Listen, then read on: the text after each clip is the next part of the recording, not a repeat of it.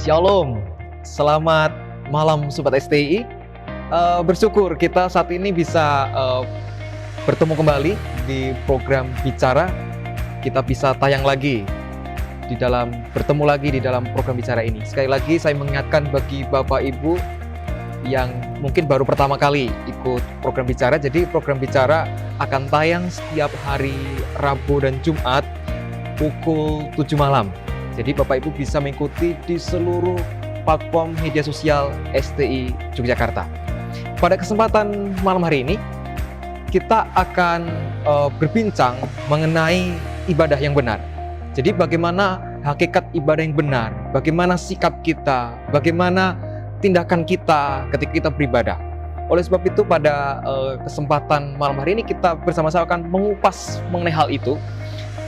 Pada kesempatan malam hari ini kita akan diberkati oleh pembicara yang sudah pernah hadir juga di dalam episode yang pertama, yaitu Bapak Dr. Jimmy Sugiarto yang akan menjadi pembicara kita pada malam hari ini. Saya persilakan Pak Jimmy. Oke. Halo Pak Jimmy. Halo Pak Ano. Apa kabar Pak Jimmy? Puji Tuhan. Baik. Oh, puji Tuhan baik. Apa kesibukannya Pak sekarang ini? Hari-hari ini banyak mengajar Pak. Oh, mengajar. Oke, luar biasa Pak Jimmy. Ini pemirsa, jadi tidak akan berlama-lama lagi untuk mengulas mengenai ibadah yang benar. Saya persilakan Pak Jimmy untuk bicara. Silakan. Terima kasih Pak Anon. Oke, puji Tuhan, selamat malam, saatnya untuk bicara. Nah, teman-teman sekalian, Sobat STTII, seringkali kita mendengar kata ibadah, itu selalu dikaitkan dengan event tertentu yang biasanya kalau untuk orang Kristen itu hari Minggu atau mungkin di akhir pekan. Nah, biasanya ada pertanyaan, sudah ibadah belum hari ini? Sehingga yang ada di benak kita, ibadah itu berarti ke gereja. Ibadah itu berarti ketika kita kapel mahasiswa. Lah, berarti setelah acara di gereja itu atau selesai kapel, itu bukan lagi ibadah. Itu konsep yang kita miliki sejauh ini. Itu konsep yang mungkin terpatri sejak diri kita masih kecil. Bahkan ibadah itu seringkali identik hanya hari Minggu saja, sedangkan hari lain itu bukan ibadah. Nah, tapi hari ini saya ingin mengajak kita melihat lebih dalam. Kali ini dari Perjanjian Lama, dari kitab Maleaki. Sebetulnya ibadah itu seperti apa sih?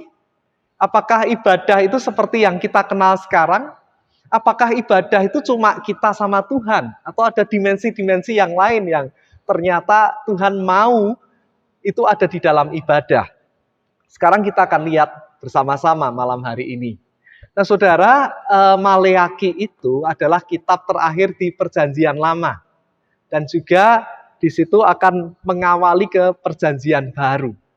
Nah kitab ini ditulis ketika umat Tuhan itu pulang dari pembuangan.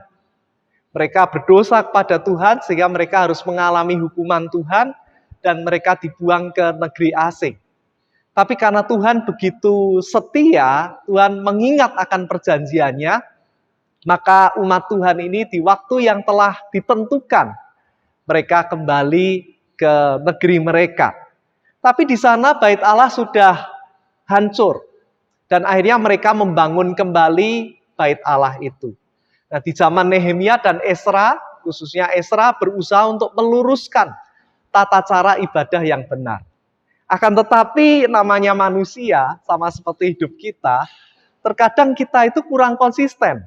Ada saatnya kita lurus, ada saatnya ketika generasi yang lama sudah berlalu, kita kembali berbelok-belok, kita kembali pada konsep ibadah yang salah. Nah, apa yang kita bisa pelajari dari Maleaki ini? Ternyata Maleaki ini cukup singkat, hanya 4 pasal saja. Ya. Di pasal pertama dan kedua, itu Tuhan mengingatkan tentang dosa bangsa itu. Sedangkan di pasal ketiga dan keempat, itu Tuhan menyatakan bahwa setiap dosa ada konsekuensinya. Setiap dosa akan ada hukumannya. Tapi mari kita akan lihat sama-sama, apa sih dimensi-dimensi ibadah yang ada di dalam Maleaki yang kita mungkin bisa juga aplikasikan dalam hidup kita hari ini. Nah, yang pertama itu kita lihat dari pasal 1. Di Maleaki 1 khususnya ayat 1-5. Nah, saya akan bacakan di sini. Di situ dikatakan ucapan ilahi, firman Tuhan kepada Israel dengan perantaraan Maleaki. Tuhan berkata demikian, aku mengasihi engkau, firman Tuhan, tetapi kamu berkata dengan cara bagaimanakah engkau mengasihi kami? Bukankah Esau itu kakak Yakub? Demikianlah firman Tuhan. Namun aku mengasihi Yakub dan membenci Esau. Lalu saya lompat ke ayat yang kelima, dikatakan, matamu akan melihat dan kamu sendiri akan berkata, Tuhan maha besar sampai di luar daerah Israel. Nah, saya akan masuk dari sini. Saudara, yang pertama, ibadah itu mengandung dimensi antara kita dengan Tuhan. Nah, di sini Tuhan memberikan satu konsep yang mungkin menurut kita hari ini nggak fair ini. Bukankah hari ini kita diajar ya sebagai orang tua, sebagai kakak, untuk kita berlaku adil. Kalau punya 2 anak ya 2-2-nya dikasih. Kalau punya 3 anak, 3-3-nya dikasih. Tapi kenapa sih Tuhan itu mengasihi Yakub, tapi dia membenci Esau? Apakah Tuhan nggak fair? Apakah Tuhan nggak adil? Saya rasa bukan itu yang Tuhan mau tekankan. Tapi justru Tuhan mau menekankan yang namanya kasih karunia. Esau lahir lebih dari Yakub. Dia lebih awal, sekalipun sebetulnya mereka kembar tapi tidak identik. Tapi Esau tetap tercatat lahir lebih awal. Nah, kalau di dalam budaya lama, orang yang lahir sulung itu pasti mendapatkan hak yang utama. Pasti mendapatkan bagian yang terbaik. Tapi dari kisah Esau dan Yakub kita bisa melihat justru Tuhan berkenannya kepada yang bungsu. Yang harusnya tidak dapat bagian. Yang harusnya dia tidak mendapat hak kesulungan, tapi dia dipilih Tuhan, dia menerima kasih karunia. Nah, ini juga berlaku buat kita. Mungkin kita punya background yang tidak layak, mungkin kita punya background yang harusnya tidak memenuhi syarat untuk kita berada di posisi kita hari ini, untuk kita beroleh kasih karunia seperti hari ini. Tapi Tuhan kita itu begitu mengasihi Israel dan juga begitu mengasihi kita. Sehingga sekalipun kita sesungguhnya tidak layak, tapi kita diberi hak istimewa untuk kita menerima anugerahnya itu. Nah, sayangnya cinta Tuhan, kasih Tuhan kepada umat pilihannya ini bertepuk sebelah tangan. Tuhan sudah mengangkat mereka, Tuhan melayakkan mereka yang harusnya mereka nggak layak terima itu, tapi mereka diterima oleh Tuhan sebagai umat kesayangan. Tapi mereka justru tidak memberikan yang sebaliknya kepada Tuhan. Nah, di situ dikatakan ya, di pasal pertama, di situ di ayat ke-1 sampai ke-5, di situ dijelaskan.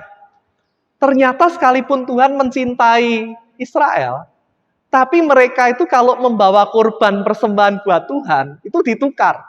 Harusnya mereka punya domba yang terbaik, tapi yang dibawa kepada Tuhan yang cacat. Mereka tukar, sayang nih yang terbaik buat saya. Yang paling jelek buat Tuhan. Nah, itulah yang buat Tuhan merasa kecewa, merasa kenapa aku sudah mengasihi engkau demikian rupa, tapi engkau tidak mengasihi aku dengan segenap hati. Itulah yang jadi sorotan Tuhan. Nah, bagaimana keterkaitannya dengan kita? Ternyata ibadah itu mengandung dimensi timbal balik antara kita sama Tuhan. Ibadah merupakan ekspresi dari kekaguman kita akan Tuhan. Ibadah ekspresi dari cinta kasih kita kepada Tuhan. Ibadah adalah ekspresi dari rasa syukur dan sukacita kita untuk setiap apa yang Tuhan sudah berikan dalam hidup kita. Tapi bagaimana dengan ibadah kita sekarang? Apakah ibadah minggu, apakah ibadah kapel, itu jadi kesukaan, jadi kesempatan di mana, oh Tuhan, aku bersyukur kepadamu. Tuhan sudah beri aku yang terbaik, aku juga mau berikan yang terbaik buat Tuhan. Atau sebaliknya ibadah itu jadi beban buat kita. Kapel lagi, kapel lagi. Minggu lagi. Pelayanan lagi. Bahkan mungkin kalau kita mau pelayanan, besok minggu pelayanan. Aku mau main game dulu lah sampai malam. Nanti kalau besok pelayanan ya sudahlah, yang penting pelayanan cepat selesai, aku mau bebas, aku mau jalan-jalan dengan teman. Kita nggak beda sama Israel kadang. Kita memberi Tuhan sisa-sisa dari Apa yang kita miliki? Kita bukan memberikan yang terbaik seperti Tuhan memberikan kepada kita, tapi kita berikan sisa. Nah, dari bagian yang pertama ini, dari dimensi yang pertama ini kita belajar bahwa ibadah itu timbal balik. Setiap kita beribadah, kita diingatkan betapa besarnya kasih Allah kepada kita. Mari saya ajak kita semua juga mengasihi Tuhan dengan segenap hati.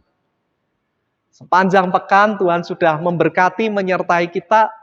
Mari setiap kali kita kapel, setiap kali kita ibadah minggu, kita melayani Tuhan, give your best. Berikan yang terbaik buat Tuhan, karena Tuhan juga sudah memberikan yang terbaik buat kita.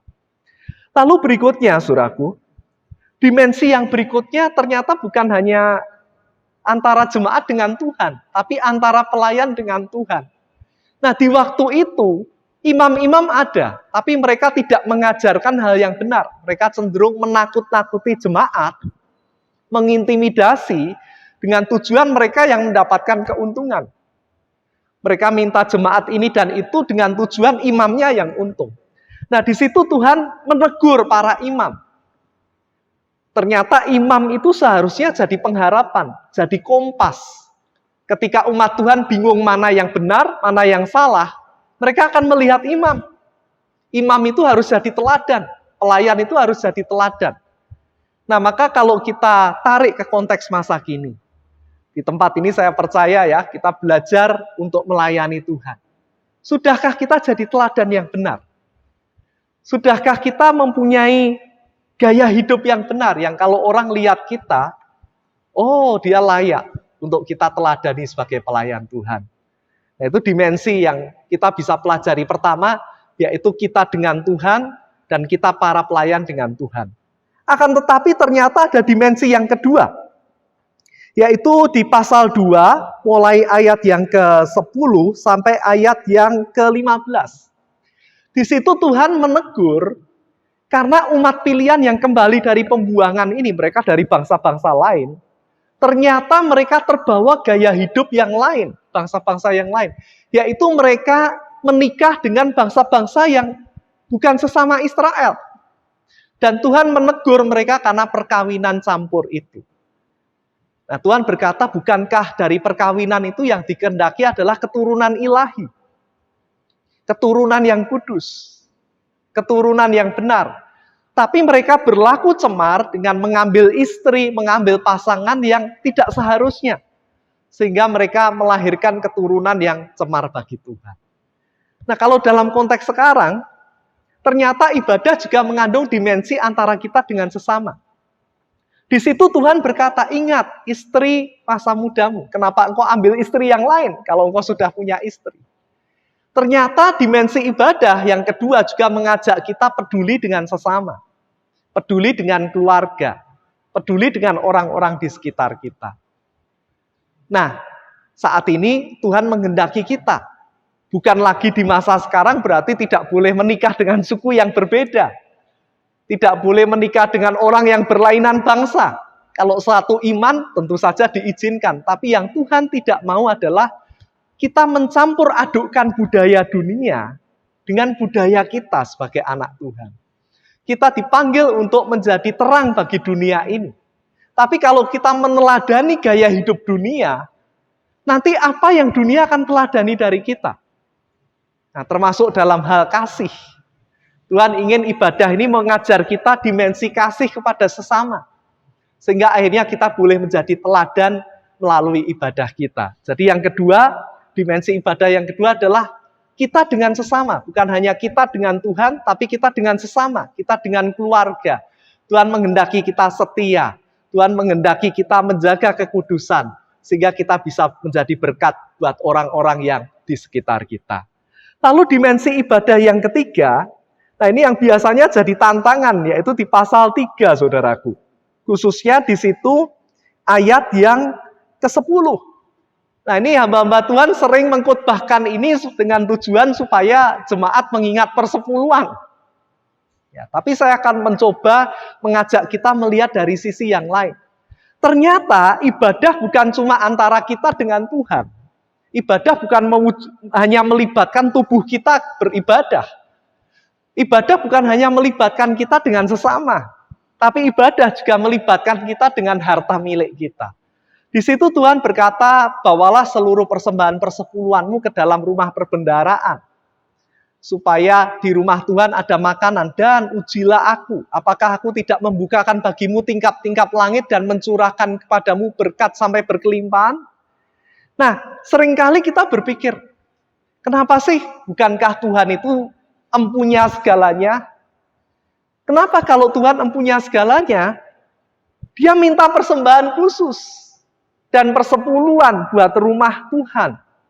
Ternyata ibadah juga mengajak kita menyadari bahwa kita berperan, kita punya peran bagi rumah Tuhan. Memang Tuhan tidak menerima persembahan uang kita secara langsung, tapi Tuhan ingin kita peduli dengan kelangsungan rumah Tuhan. Karena lewat persembahan khusus, persembahan persepuluhan, maka ibadah dan pelayanan imam-imam Tuhan dapat berjalan.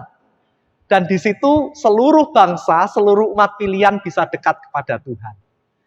Nah, kalau itu ditarik ke masa kini, ya, ternyata kita itu ibadah tidak cukup datang, duduk, berdiri, menyembah Tuhan, dan kemudian pulang. Tapi ibadah juga menuntut keterlibatan kita untuk juga memberkati rumah Tuhan. Menjadi berkat buat pekerjaan Tuhan. Lewat persembahan mingguan kita, lewat persembahan persepuluhan kita. Dan memang kita memberikan itu ke gereja. Yang terima itu gereja secara fisik. Tapi ternyata itu terkait sekali dengan hatinya Tuhan. Nah, saudara, saya juga dulu bukan orang yang taat memberikan persepuluhan. Sampai suatu kali saya belajar dari anak-anak saya, maksudnya Tuhan pakai peristiwa itu menyadarkan saya. Waktu itu anak keempat saya belum lahir, jadi 3 putri masih, ya. Dan biasanya mereka ajak saya ke mall. Dan kalau mereka ke mall, itu biasanya satu permintaan yang pasti adalah beli ice cream. Nah, mereka berkata, "Papa, beli ice cream." Nah, sebagai bapak yang baik, saya belikan mereka. Bapak yang baik belikannya juga satu-satu, ya. Jadi anak pertama 1, anak kedua 1, anak ketiga 1. Lalu setelah saya bayar dan es krim saya berikan kepada mereka masing-masing, ada sesuatu yang tidak sesuai harapan saya. Saya berpikir kalau saya berikan es krim paling tidak mereka melihat saya dan berkata, "Papa, terima kasih." Ternyata enggak, masing-masing lihat es krimnya dan mereka mulai mereka menikmati es krimnya tanpa lihat saya sama sekali. Bahkan ketika saya mulai panggil Giselle, Livi, tidak satu pun menengok ke saya. Lalu saya coba lagi. Saya coba mengerjain mereka, ya, menguji mereka. Boleh dong Papa minta sedikit. Mereka tiba-tiba berkata, "Enggak boleh, ini milik kami." Di dalam hati saya, awas ya, lain kali kalau minta saya tidak akan belikan lagi. Emangnya siapa yang bayar? Emangnya siapa yang belikan? Tapi sebentar kemudian, mungkin karena anak yang paling besar, anak saya pertama Giselle, dia lihat es krimnya, kemudian dia berhenti sejenak, dia lihat saya. Dia lihat es krimnya lagi, kemudian dia lihat saya. Dan tiba-tiba dia datang mendekat. Dia berkata, "Papa, ini es krim yang beli Papa. Papa saja yang makan." Nah, waktu itu hati saya tersentuh, saudara. Dan saya cuma ingin coba sedikit saja. Oh, oke, enak. Saya kembalikan, enggak apa-apa. Papa cuma ingin coba, Giselle. Tapi sekarang ini es krimmu, Papa kembalikan kepadamu, silahkan kau habiskan. Nah, saudara, dari situ saya belajar. Ternyata bagi seorang bapak, kita itu enggak pengen es krimnya kok. Kita terkadang cuma mau lihat responnya. Ketika kita memberkati anak kita, dia ingat kita yang memberkati enggak? Jangan-jangan dia lebih ingat berkatnya. Dia terpesona dengan es krimnya, sampai dia lupa siapa yang memberikannya. Tapi hari itu ketika anak saya sadar siapa yang memberikan es krim itu, saya di dalam hati, oke, lain kali kalau ada kita ke mall lagi, Papa pasti akan belikan buat kamu. Karena kamu tahu bersyukur, kamu ingat siapa yang memberikannya. Nah, jadi di bagian yang ketiga ini kita belajar, ternyata ibadah itu bukan semata-mata fisik, tapi juga pemberian kita untuk pekerjaan Tuhan. Lalu yang terakhir, saudaraku, ibadah juga mengandung dimensi yang akan datang. Ya.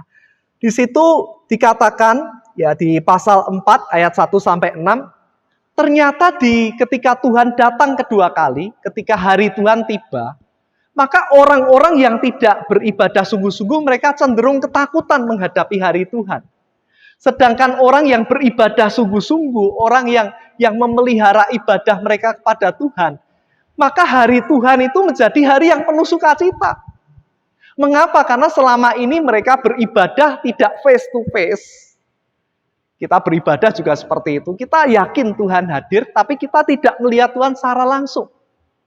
Tapi ketika hari Tuhan tiba, suatu saat nanti kita akan beribadah face to face dengan Tuhan. Muka dengan Tuhan. Dan itu akan mendatangkan sukacita yang tidak terkatakan. Kita bisa bertemu Tuhan langsung. Kita bisa menyembah Tuhan langsung. Kita bisa menikmati sukacita damai sejahtera bersama dengan Dia. Tapi buat orang yang tidak terbiasa ibadah, buat orang yang ibadahnya tidak benar, buat orang yang tidak menjaga hidupnya dalam kekudusan, kedatangan Tuhan itu menakutkan. Karena kedatangan Tuhan itu berarti hukuman buat mereka. Hari ini saya berdoa, kita semua bukan orang yang takut menghadapi hari Tuhan. Karena hari di mana kita hidup sekarang, kita beribadah dengan benar. Kita melayani Tuhan dengan benar. Kita mengasihi Tuhan dengan segenap hati kita. Sehingga kelak ketika Tuhan datang, itu menjadi hari yang penuh sukacita buat kita. Nah, saya akan tutup dengan sebuah cerita nyata yang saya alami. 6 tahun pertama ketika saya melayani di gereja sepenuh waktu, saya melayani sebagai penghitung persembahan. Lalu ada sesuatu yang unik di situ yang buat saya berubah. Ketika saya jadi jemaat biasa dan saya beribadah hari Minggu, saya biasanya tidak mempersiapkan persembahan kecuali kantong persembahan mau lewat di depan saya. Saya baru buru-buru ambil dompet dan ambil uang yang ada dan masukkan ke kantong persembahan tanpa persiapan sama sekali. Tapi berbeda ketika saya menjadi penghitung persembahan. Di situ kami ketika hitung persembahan, uang itu kadang dilipat-lipat sampai kecil. Kadang ada uang sobek dimasukkan. Yang paling ekstrim bahkan saya pernah menerima persembahan itu hanya 1/4 sobekan dari uang kertas. Dan kiranya itu dimasukkan ke kantong persembahan. Nah, tantangan berikutnya ketika kami harus setor itu ke bank. Itu teller di bank lempar-lemparan. Aku nggak mau, kamu saja. Aku nggak mau, kamu saja. Karena uang dari gereja itu paling lecek. Paling nggak rapi. Dan bahkan ketika dimasukkan ke mesin penghitung uang, seringkali mesinnya lompat. Karena uangnya saking tidak rapinya. Karena begitu leceknya. Tapi suatu kali, saudaraku, hati kami terharu. Saya dan beberapa teman yang hari itu menghitung persembahan, kami terharu, kami menitikkan air mata, karena tiba-tiba, jadi gereja kami itu pakai amplop persembahan. Ketika kami buka sebuah amplop, ternyata di dalamnya ada amplop lagi warna pink. Dan itu harum wangi sekali, jadi disemprot minyak wangi. Lalu ketika amplop pink itu kami buka, ternyata ada surat cintanya. Dan surat itu berkata, Tuhan terima kasih, Engkau sudah memberkati aku sepanjang pekan ini Tuhan. Engkau sudah menjaga hidupku. Aku bersyukur, kalau dilihat tulisannya ini cewek ini. Rapi sekali ya. Suratnya disemprot minyak wangi juga. Tuhan sekarang aku persembahkan yang terbaik buat Tuhan. Nah saudara, nominalnya nggak besar. Tapi dia ambil uang itu dari ATM, uang yang masih lurus. Uang yang masih rapi. Artinya sebelum dia hari Minggu, dia harus berjuang ke ATM dulu. Lalu amplop pink yang dia buat itu buatan tangan sendiri. Dia harus buat amplop dulu. Dia harus semprot minyak wangi, dia buat surat. Dan itu nggak cuma sekali. Sehingga tiap minggu kami hitung persembahan, kami nantikan yang ini. Karena itu berbeda lain daripada yang lain. Nah saudara, saya sebagai penghitung persembahan, yang saya masih manusia saja, saya terkesan. Nah, Anda bayangkan kalau Anda jadi Tuhan, yang satu menerima kadang salah masukin, yang mau dimasukin persembahan, tapi salah karcis parkirnya yang dimasukin di kantong persembahan. Kadang ada yang kasih yang kumel. tapi ada satu orang memberikan yang terbaik. Mungkin nih kalau di perjanjian baru, perempuan yang menuang minyak di kaki Tuhan Yesus mungkin. Nah, ternyata ibadah itu bukan hanya eventual. Kita duduk di kursi gereja. Tapi ibadah itu mencakup seluruh hidup kita. Kita dengan Tuhan, kita dengan sesama, termasuk harta kita, bahkan ibadah itu mengandung janji buat masa depan kita.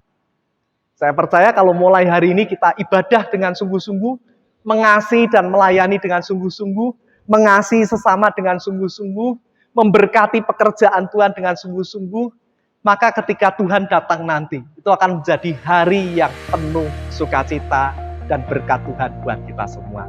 Mari hari ini kita lebih sungguh lagi beribadah dengan setia pada Tuhan. Terima kasih untuk malam hari ini, semoga firman Tuhan jadi berkat buat kita semua. Saat ini saya akan kembalikan kepada Pak Anon. Silakan Pak Anon, terima kasih untuk waktunya. Terima kasih banyak Pak Jimmy. Tuhan memberkati, Pak. Sangat memberkati kita semua. Dan saya percaya pemirsa yang saat ini sedang mengikuti program Bicara sangat diberkati sekali. Sangat dikuatkan, dinasihati mungkin untuk setiap kita. Bagaimana kita bisa memiliki gaya hidup ya, ibadah yang benar. Jadi ibadah itu memiliki dimensi berhubungan antara hubungan secara vertikal kita dengan Tuhan, secara horizontal kita dengan sesama kita, dan bagaimana pemberian kita untuk rumah Tuhan, dan yang pasti seluruh kehidupan kita, sehingga ketika nanti di masa kekekalan kita, Tuhan bersukacita oleh karena ibadah kita yang sejati itu. Saudara, saya percaya setiap kita diberkati dan biarlah kehidupan kita semakin hari semakin serupa dengan Dia. Sekali lagi Pak Jimmy, terima kasih banyak untuk waktunya, sudah berulang kali datang di program Bicara ini dan sangat memberkati banyak pemirsa Bicara yang setiap tayang hari Rabu dan hari Jumat. Bapak Ibu Saudara yang dikasihi Tuhan Kristus, demikianlah program tayang pada hari ini, dan biarlah ini semua menjadi berkat bagi pemirsa semuanya. Selamat malam, Tuhan Yesus memberkati kita semua.